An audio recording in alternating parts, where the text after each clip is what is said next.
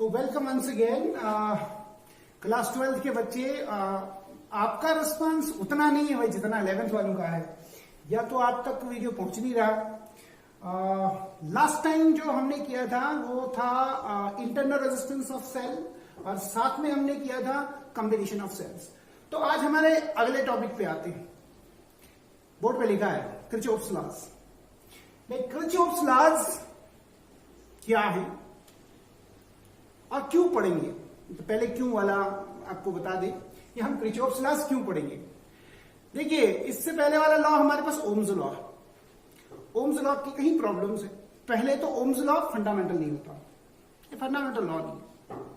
दूसरा, क्योंकि ये रिस्ट्रिक्टेड लॉ है, जब आपका टेम्परेचर कांस्टेंट हो या आपका इलास्टिसिटी कांस्टेंट हो तभी ये लॉ लगता है, अदरवाइज ये लॉ नहीं लगता। दूसरा, ये लॉ सिर्फ सिंपल सर्किट्स में लगता है।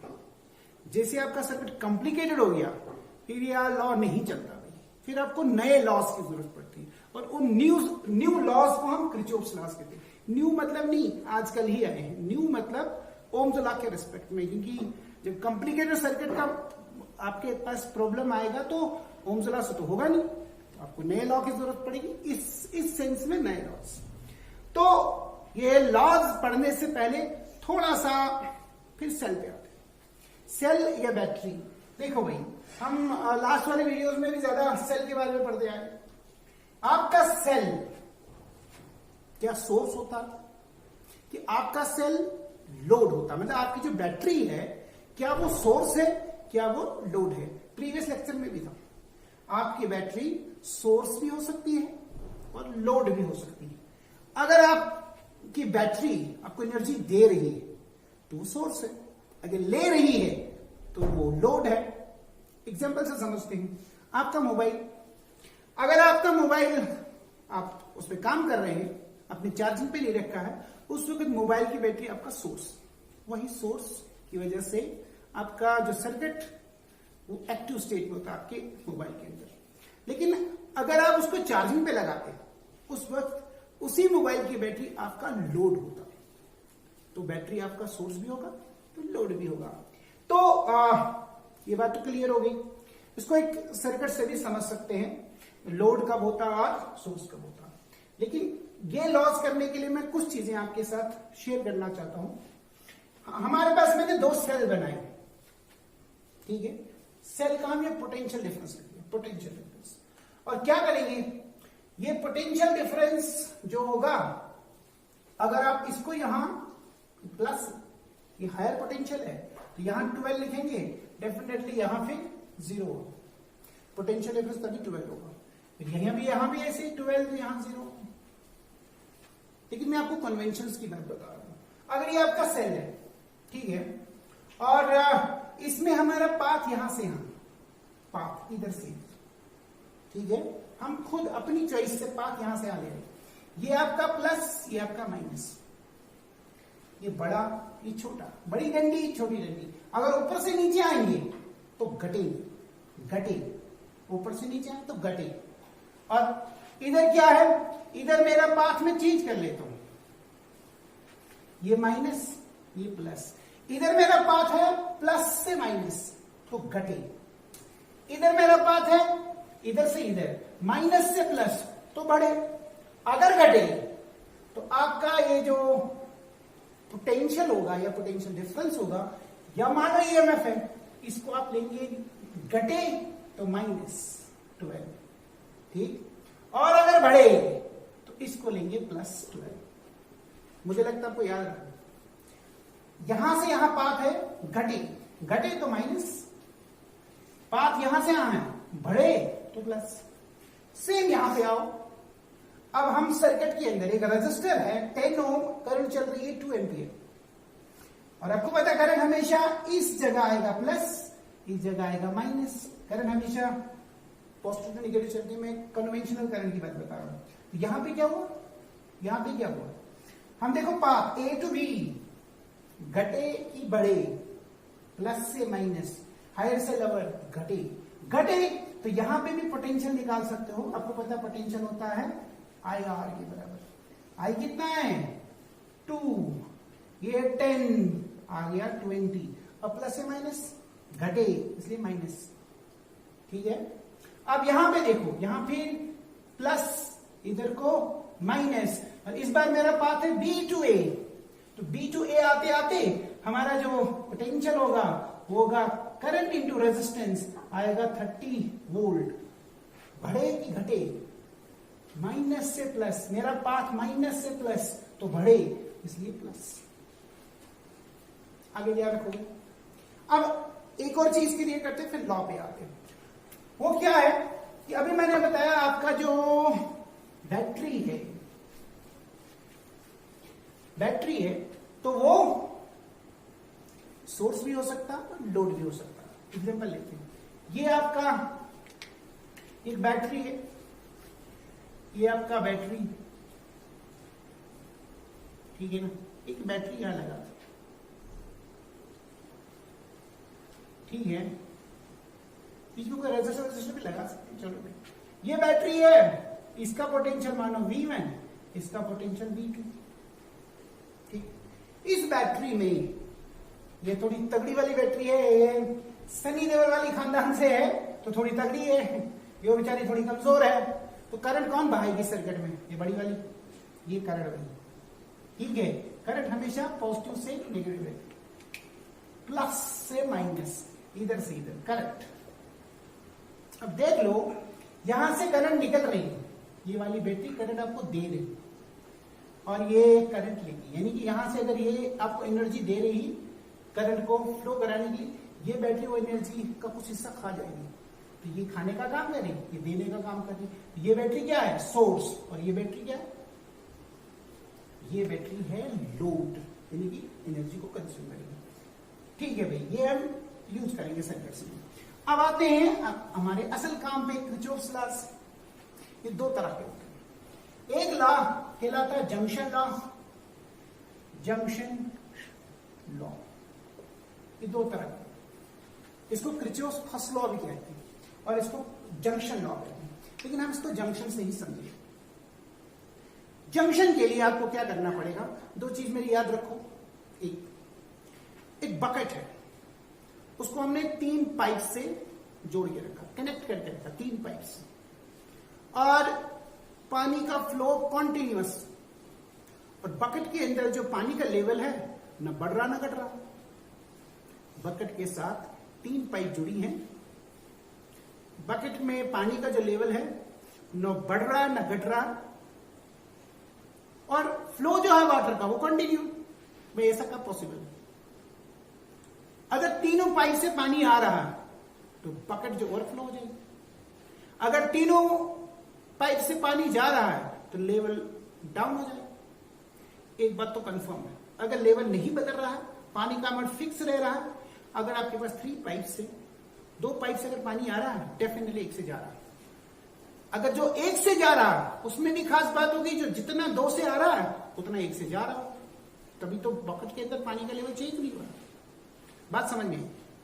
अगला वाला, मानो मेरे पास 2 लीटर कोल्ड ड्रिंक्स की बोतल है, 2 लीटर, हम 4 फ्रेंड हैं, मेरे पास है 2 लीटर, तो 2 लीटर, ठीक है, इतना।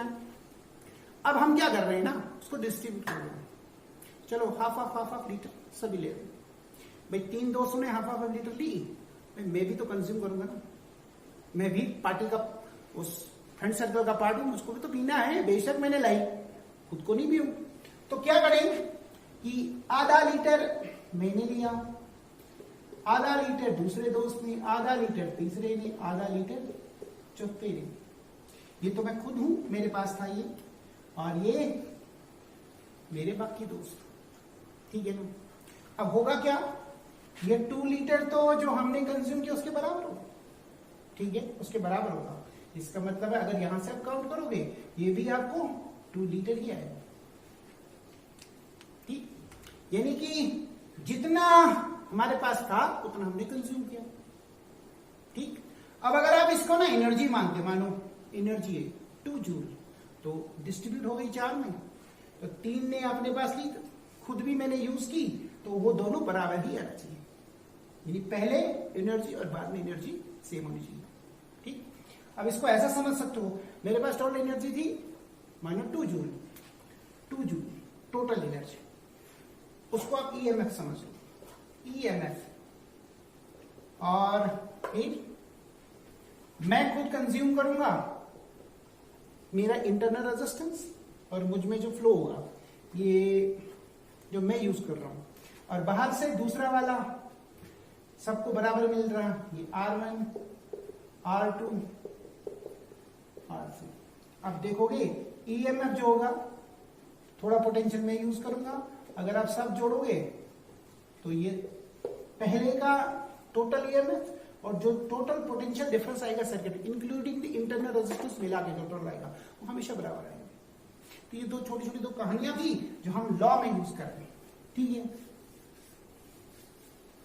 अब आते हैं इस लॉ पे, जंक्शन लॉ। जंक्शन लॉ में क्या है? जंक्शन लॉ में पहले ये समझना है जंक्शन किसको कह रहे हो आप। देखो, अगर आपके घर में ये बात अक्सर सुनी आपने, हमारे यहां जब भी आप मकान बनाते जंक्शन बॉक्स होता, घर का सारी वायरिंग वहीं पे होती। तो जंक्शन का मतलब है अगर आपके पास 2 वायर एक जगह जुड़ी है वो जंक्शन नहीं, मिनिमम होनी चाहिए 3। अगर 3 वायर आपने एक ही जगह कनेक्ट करके रखे, ठीक है, और ये जो पॉइंट बनेगा इसको कहते हैं जंक्शन, ठीक है। तो जंक्शन पे क्या होगा,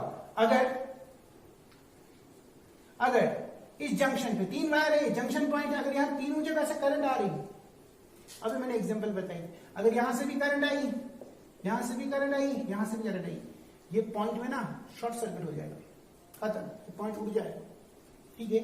तो अगर ये पॉइंट नहीं उड़ रहा है, एक बात तो क्लियर है, ये 3 आर्म्स है इसमें, अगर 2 में करंट आ रही है, एक में डेफिनेटली जा रही होगी, यहां से I1 आई, यहां से I3 आई, यहां से I2 जा रही होगी। अगर जा रही होगी तभी ये पॉसिबल है सर्किट, अदरवाइज हो गया।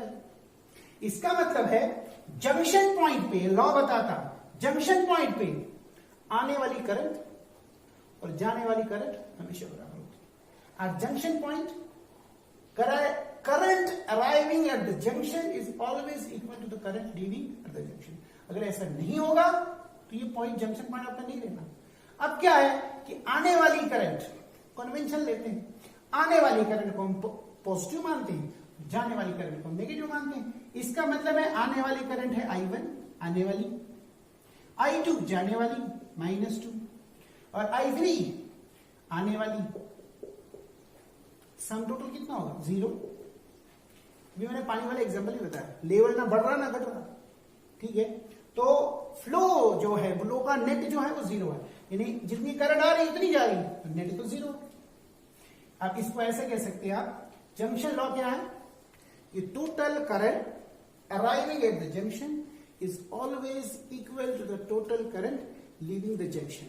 In other words, the algebraic sum of currents at the junction point is always 0. अगर आप इसको algebraic sum ऐसे लिखेंगे, current at the junction, ये हमेशा 0 होता है, ठीक। अगर करंट 0 है तो क्या चीज, पिछले मैंने आपको कहा था एग्जाम्पल में पानी का लेवल कम ज्यादा नहीं हो रहा, उसमें पानी का लेवल कम ज्यादा नहीं हो रहा, तो यहां क्या कांस्टेंट रह रहा। देखो भाई, अगर करंट जो आपकी 0 है तो हमको मालूम है कि करंट जो होता है ये होता है चार्ज अपॉन टाइम, ठीक है। करंट कॉन्टिन्यूअस है तो इसलिए dq/dt। हमको पता है अगर हम इस लॉ में आए, इस लॉ के हिसाब से जंक्शन पे करंट हमेशा 0 होती है, तो dq/dt क्या है? 0। अगर किसी भी क्वांटिटी का डेरिवेटिव 0 है तो क्वांटिटी क्या है? कांस्टेंट। क्या है? कांस्टेंट। इसका मतलब है जंक्शन लॉ जो है it is based on law of conservation of charge, यानी कि इस जो जंक्शन पॉइंट पे उसका जो उसका चार्ज जो है, टोटल चार्ज जंक्शन पे वो हमेशा कांस्टेंट रहेगा। हाँ, अगर करंट का सम टोटल 0 नहीं है तो फिर ये कांस्टेंट नहीं रहेगा। इसीलिए कहते हैं कि अगर आप करंट को vector, current is not a vector quantity, but suppose we consider electric current as a vector, तो क्या होगा? ये जो law of conservation of charge है वायलेट कर जाएगा। अगर हम इलेक्ट्रिक करंट को आज वेक्टर माने तो law of conservation of charge violate कर जाएगा, ठीक। अब जरा इसको थोड़ा और एग्जांपल से करते हैं।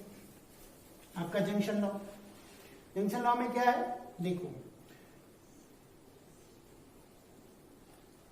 ये आपका जंक्शन पॉइंट है, दिख रहा, ठीक है भाई, ये जंक्शन पॉइंट है,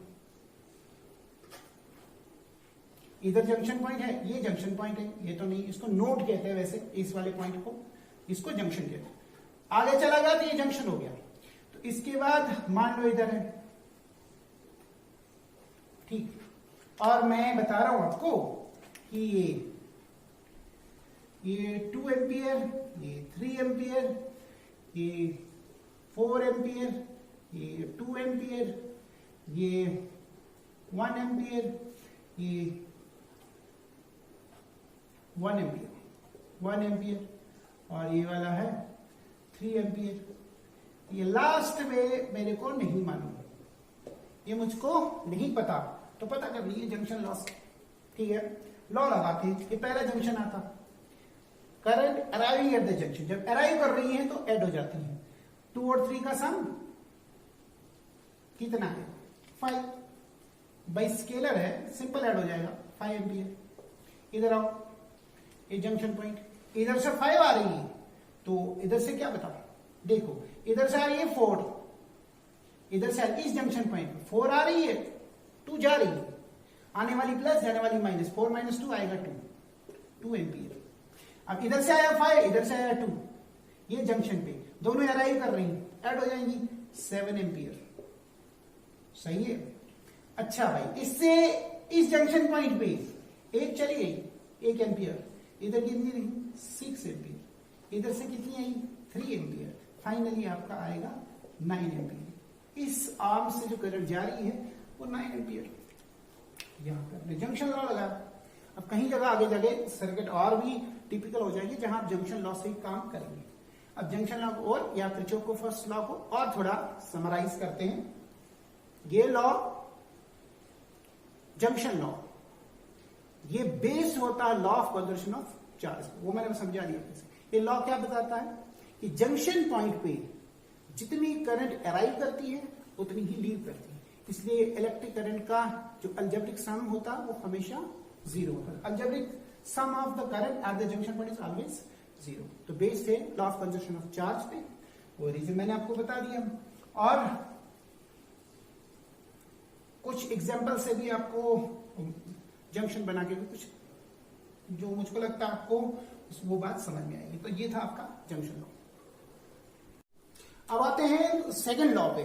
पहला लॉ हो गया, सेकंड लॉ जिसको हम मैश लॉ या लूप लॉ कहते हैं। मैश लॉ या लूप लॉ, ये लॉ क्या गया, ये लॉ कहता है अगर आप कोई लूप लेते हैं, ये लूप लेते हैं, या डायग्राम से देखो, अगर आप यहां से आती A B C D E F A से शुरू करते हुए A पे वापस आएंगे, एक लूप बनता है। किसी भी लूप में the sum total of EMF and the potential difference at is different part, जो आपका लूप है उसके डिफरेंट पार्ट में जो पोटेंशियल डिफरेंस होगा, the sum total of EMF and the potential difference across its different parts, उसका sum total हमेशा 0 होगा। ठीक है, यानी EMF का सम और पोटेंशियल डिफरेंस का सम टोटल किसी भी क्लोज सर्किट में वो 0 आता है।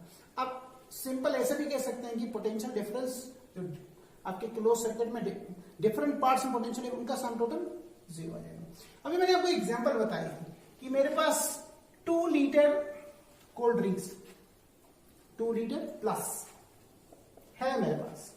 अब हमने कंज्यूम की, मैंने कितनी की, ½ लीटर, मेरे दोस्त ने ½ लीटर, अगले दोस्त ने ½ लीटर, अगले दोस्त ने ½ लीटर, तो सम टोटल आया कितना, कितना आया देखो। ये तो माइनस मैंने लिखा, ये कंज्यूम की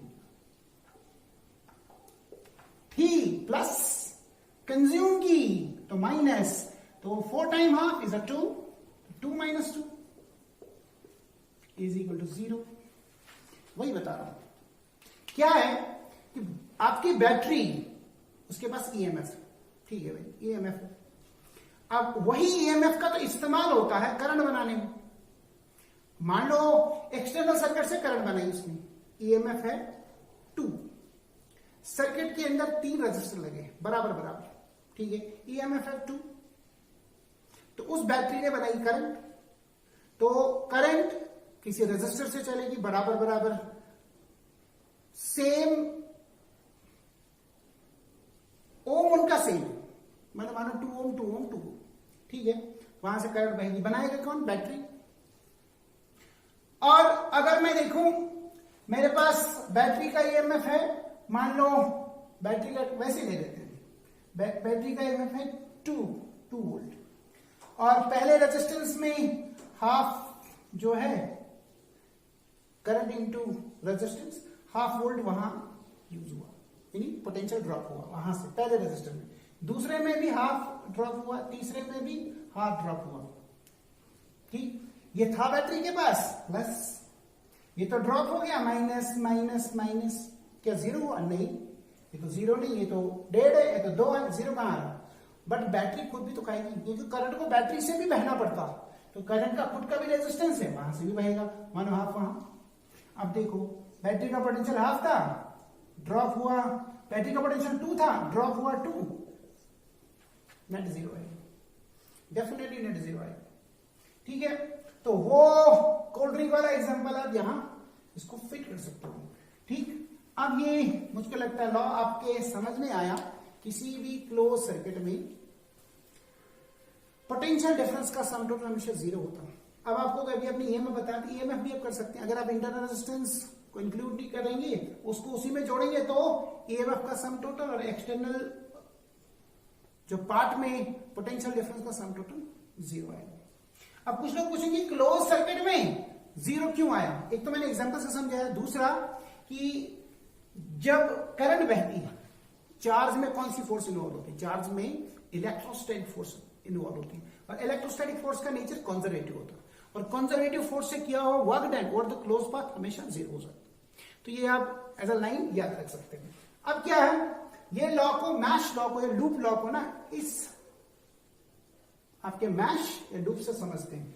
चलो मान लेते हैं कि करंट इस मैश में देखो, करंट इस सेल से निकल रही, इधर आ रही, इधर से इधर जा रही, तो चलो भाई करंट इधर गई, इससे भी करंट आ रही है पॉजिटिव से नेगेटिव, इधर जुड़ रही, तो इधर से इधर आ रही, इधर से करंट इधर, तो मैश आपका।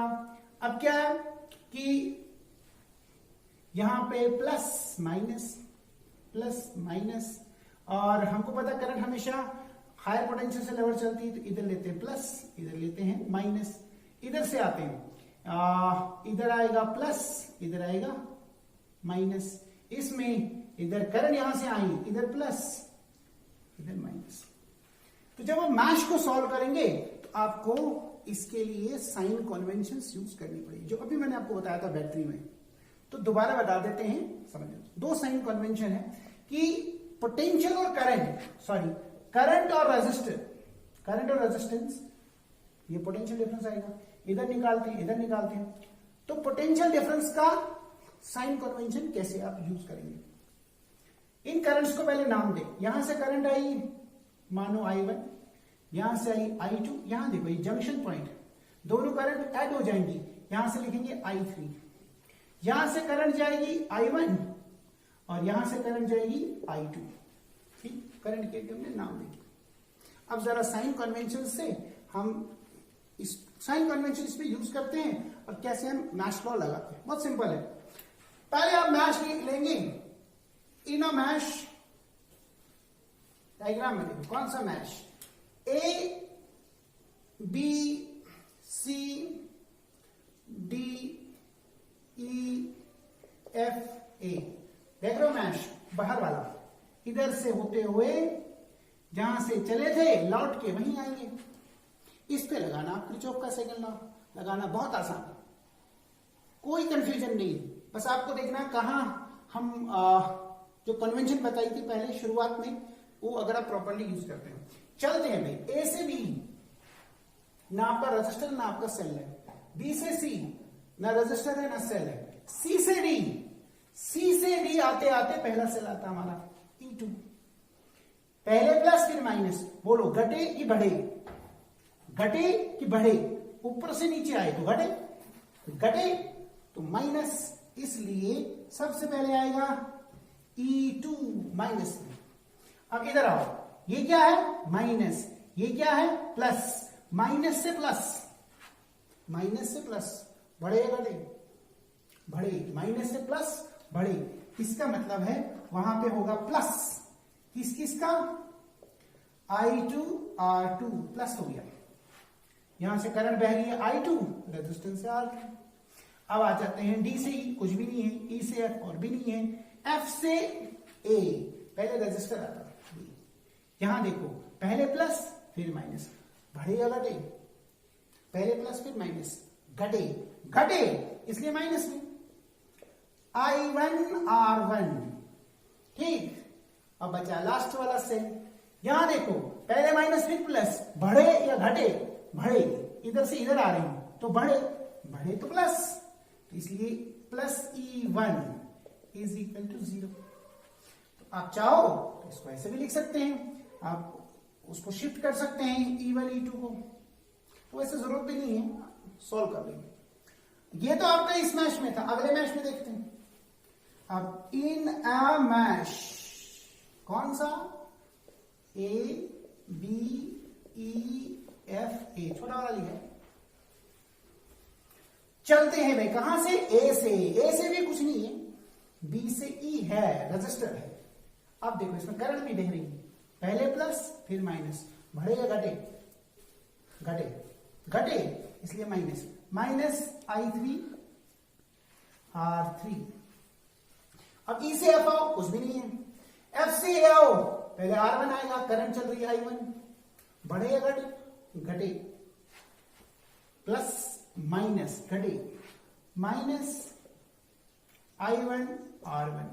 अब आता सेल, बढ़े घटे, बढ़े इसलिए plus E1 is equal to 0। तो मैंने अभी कहा था, अब ऐसा भी कर सकते हैं, E1 इज इक्वल टू, यह आएगा I3 R3 plus I1 R1, ऐसे भी लिख सकते हैं। टोटल EMF उस इस वाले मैश में टोटल EMF E है, और वो बराबर होगा तो पोटेंशियल डिफरेंस इस पार्ट का, इसके अक्रॉस पोटेंशियल, इसके अक्रॉस पोटेंशियल डिफरेंस का सम टोटल EMF के बराबर है। ये देखो, यही तो लॉ कहता है भाई, यूज करते वक्त कोई प्रॉब्लम नहीं। आप कुछ लोग कहेंगे कि हम मैश यहां से यहां ले, A F E D C B A ले लो, उधर से आओ इधर से आओ, कोई फर्क नहीं पड़ता, आप बस आपको देखना है कि कहां बढ़े कहां घटे, कन्वेंशन प्रॉपर लगाओ, आपको गलती कभी नहीं होगी। जो भी हम सर्किट सॉल्व करेंगे बहुत आसानी से हो जाएगा। अब ये जो लॉ है, जो पिछला लॉ बताया था, वो बेस था law of conservation of charge पे। ये लॉ जो है is the base of conservation of energy, यानी जो बैटरी ने एनर्जी दी वो एक्सटर्नल सर्किट ने ली, लेकिन उसमें बैटरी का जो उसके अंदर करंट से बैटरी खुद भी कुछ एनर्जी का पार्ट खुद ही ले लेती, तो जितनी दी उतनी ली, है ना, नेट जो आएगा 0, या पहले और बाद की एनर्जी जो है वो बराबर आएगी। तो this is based on law of conservation of energy, previous वाला चार्ज। अब जरा जल्दी जल्दी फिर बता दिया आपको किरचॉफ्स लॉ हम क्यों कर रहे हैं, ठीक है ना। मैंने आपको बताया था ओम्स लॉ फंडामेंटल लॉ नहीं होता है, ओम्स लॉ सिर्फ सिंपल सर्किट्स पे अप्लाई होता है। जैसे सर्किट कॉम्प्लिकेटेड होते हैं आपको नए लॉस की जरूरत पड़ती है, और नए लॉस को हम किरचॉफ्स लॉ कहते हैं। और ये दो तरह के होते हैं, एक कहलाता है mesh law, second law mesh law, और लूप लॉ पहला क्या रहेगा जंक्शन लॉ। और लूप क्लोज सर्किट को लूप कहते हैं, सॉरी क्लोज, एक सर्किट तो स्विच ऑन करके क्लोज होता है, क्लोज मतलब क्लोज लूप, यहां से घूम के आओ वापस, या यहां से घूम के आओ, जहां से शुरू करोगे सर्किट घूम के वहीं आना, तो लूप लॉ। दूसरा जंक्शन लॉ, जंक्शन मैंने आपको कहा अगर 3 वायर से ज्यादा एक ही पॉइंट पे कनेक्ट होती है तो जंक्शन होता है। और उसमें आपको मैंने बताया जंक्शन लॉ कहता है जितनी करंट अराइव करती है जंक्शन उतनी लीव करती है, इसलिए अलजेब्रिक सम करंट का एट जंक्शन पर हमेशा 0 होता है। वो लॉ बेस्ड होता है law of conservation of charge पे, ये बेस्ड होता है law of conservation of energy पे। चलो भाई, ये इस तरह से आज का टॉपिक हमारा कंप्लीट हो गया। फिर भी मैं 12th वालों को कह रहा हूं, कोई भी प्रॉब्लम है तो आप उसका कमेंट करके बता सकते हैं कि क्या प्रॉब्लम है। Thank you.